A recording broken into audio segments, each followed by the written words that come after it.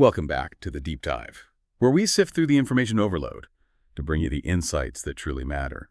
Today, we're not just diving into a topic, we're equipping you with a foundational skill for life itself. Critical thinking. Okay, let's unpack this. In a world where information just pours over us from every screen and soundbite, you might often feel like you're constantly swimming against a current. News, opinions, data. It's so easy to get swept away. How do you find your footing?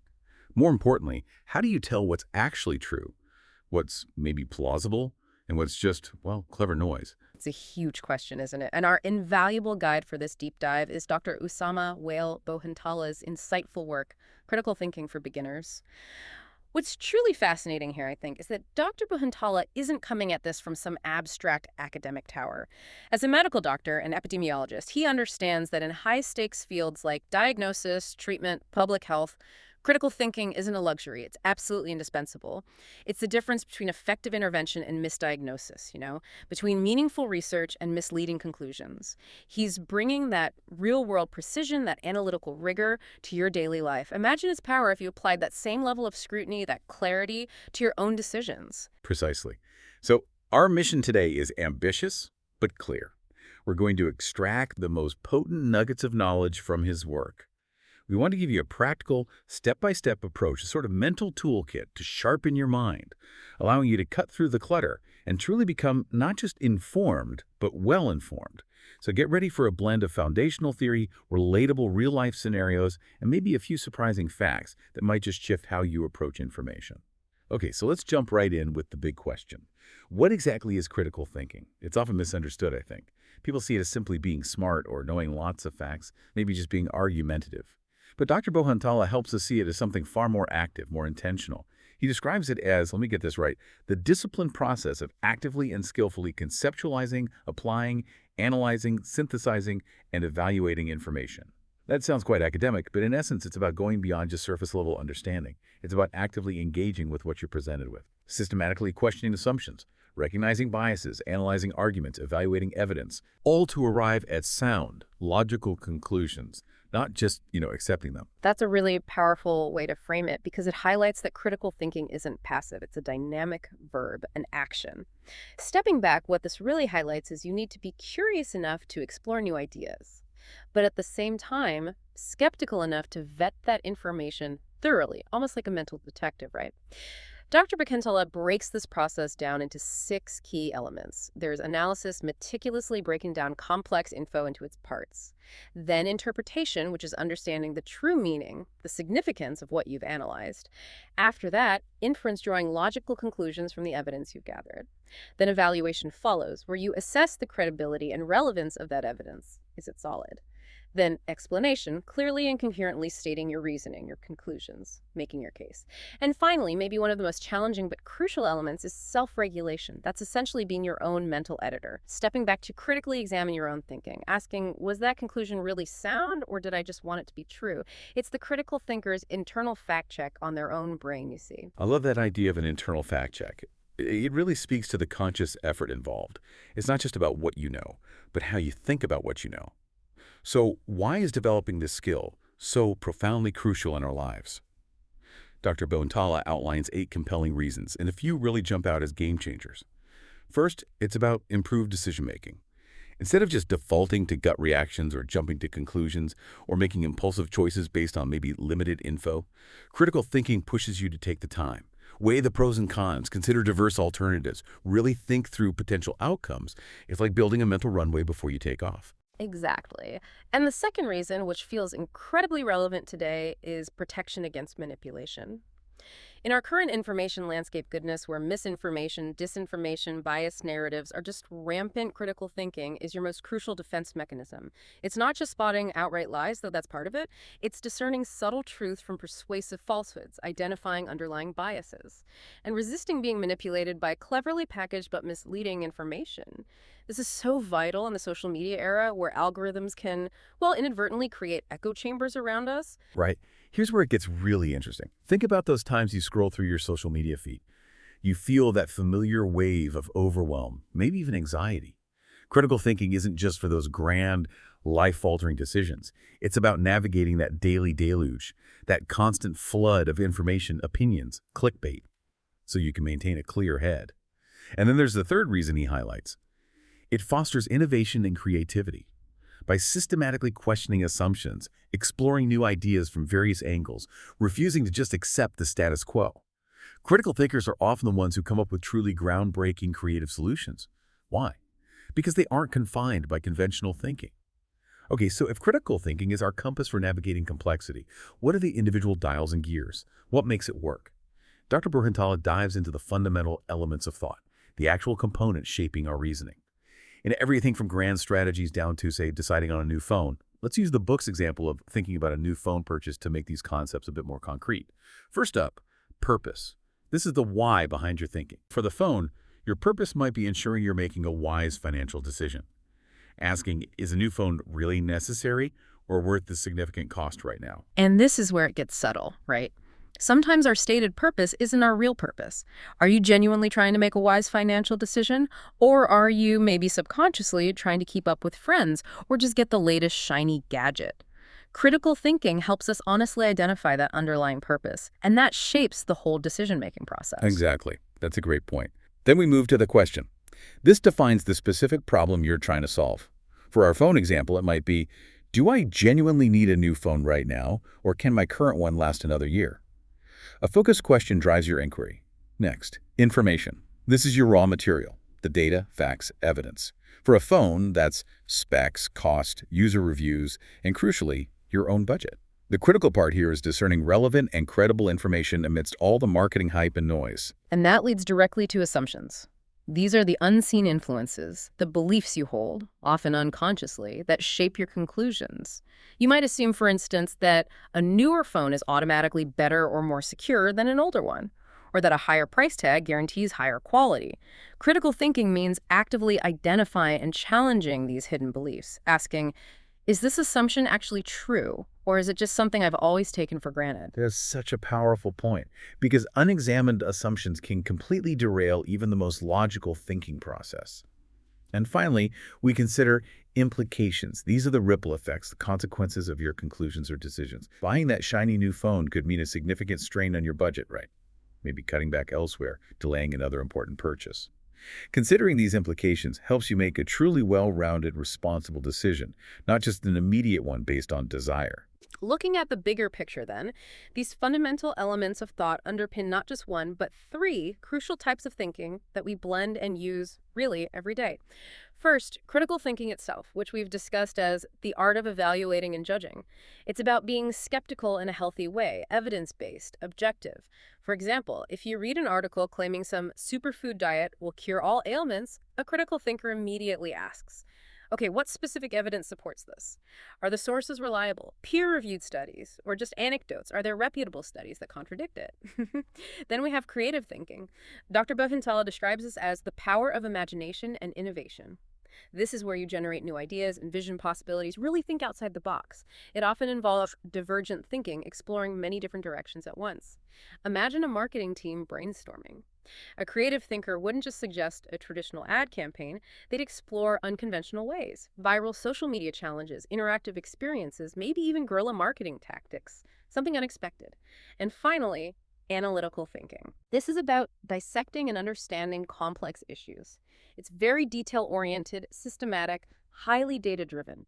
If a company's sales are suddenly declining, an analytical thinker breaks down the problem methodically. They look at market trends, customer feedback, sales strategies, product quality, economic indicators, searching for patterns, for root causes. What's crucial to remember, though, is that effective problem-solving almost always requires a blend of all three. Critical thinking ensures creative ideas are viable and ethical. Creative thinking provides those innovative solutions. And analytical thinking structures the problem and ensures feasibility. They work together. They're a powerful mental trifecta. They really are, and it sounds like mastering that blend is key.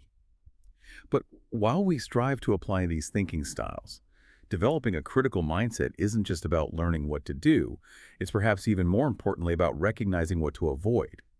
Even with the best intentions, our minds are wired for efficiency, right? We take shortcuts. And sometimes those mental shortcuts lead us astray.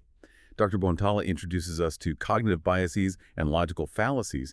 He calls them systematic patterns of deviation from rationality and errors in reasoning that can certainly, almost invisibly, influence our thinking. It really makes you wonder, doesn't it? How often do we fall into these traps without even realizing it?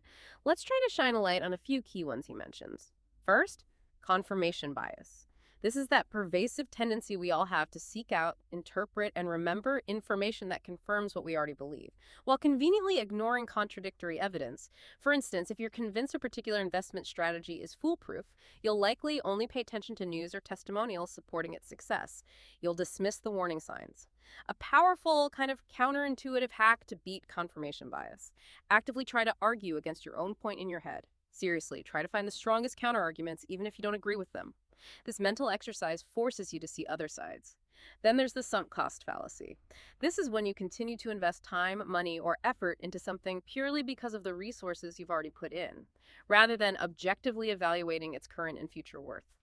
Think of sticking with a failing business idea for years because you poured your life savings into it, even when all current data suggests it's just not viable. Recognizing this emotional bias helps you make that difficult but often necessary choice to cut your losses, to remain open to better alternatives, even if it feels like you're wasting past effort. Oh, I think we've all been there with a sunk cost, haven't we? Whether it's a bad movie you feel you have to finish watching or a project you know deep down you should abandon. It's fascinating how our past efforts can kind of blind us to future realities. Absolutely. It's a very human thing. And then we have common logical fallacy, the ad hominem fallacy. This is when you attack the person making an argument rather than addressing the argument itself. For example, dismissing a scientist's research on climate change by calling them just another alarmist academic instead of actually engaging with their data or their methodology. The strategy here is simple, but it requires discipline. Focus rigorously on the argument's merits, on the evidence presented, not on the character or perceived motives of the person presenting it. Separate the messenger from the message. And one more for now. The appeal to authority fallacy. This is arguing that a claim must be true simply because an authority figure or an expert believes it, without critically evaluating the evidence yourself. Like believing a particular diet is healthy and effective just because a celebrity or some influencer endorses it. Now, experts often provide valuable insights, of course, but true critical thinking means focusing on the evidence supporting the claim, not just the authority or popularity of the person making it. You need to ask, okay, what data are they basing this on? Can that data be verified? Wow. Understanding these shortcuts and traps feels like building a powerful mental defense system. It really highlights that critical thinking is as much about avoiding these pitfalls as it is about building sound arguments. And the book really emphasizes how curiosity, just being inquisitive and asking the right questions, are the true lifeblood of this entire process. They drive us to explore the unknown, to challenge the status quo, to seek deeper understanding.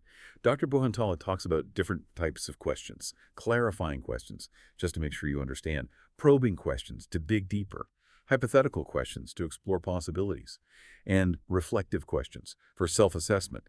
It's about having that relentless desire to understand why things are the way they are, not just accepting that they are. And the power of open-ended questions, like asking, what are the potential benefits and drawbacks of this decision, instead of a simple, is this the right decision? That can unlock completely new pathways of thought. Now, it's one thing to discuss these concepts in theory, right? But how do they actually play out when the stakes are incredibly high? When lives, reputations, or maybe even global peace hang in the balance. Dr. Bouhentala provides some really compelling real-world case studies that bring critical thinking to life. Yes, and what's striking here is that these aren't just historical footnotes. They are powerful lessons. Lessons in how objective analysis and strategic decision-making can literally change history or save a brand. Consider the Tylenol crisis faced by Johnson & Johnson back in 1982. The problem was horrifying. Cyanide-laced capsules out there, threatening public safety and the very existence of a super-trusted brand. Critical thinking was clearly in action when the company's leadership avoided rash decisions. They could have downplayed it, blamed others, recalled only the affected batches. Instead, they prioritized ethical responsibility and long-term trust over the immediate massive financial cost. They made the unprecedented decision to recall all Tylenol products nationwide, over 31 million bottles. The outcome was remarkable. They eventually restored consumer trust, they introduced tamper-proof packaging, which quickly became an industry standard, and Tylenol not only survived but actually regained its market position. This wasn't just a brilliant PR move, it was a profound application of critical thinking. Analyzing worst-case scenarios, evaluating ethical implications, making a strategic long-term decision based on core values, even under immense pressure and with very limited initial information. That's just an incredible example. How robust critical thinking can turn a potential catastrophe into, well, a textbook case study in resilience and corporate integrity. And then there's a scenario he discusses with even higher stakes, the Cuban Missile Crisis of 1962. Indeed. The problem there was Soviet nuclear missiles deployed in Cuba, posing an immediate existential threat of global nuclear war. Utterly terrifying.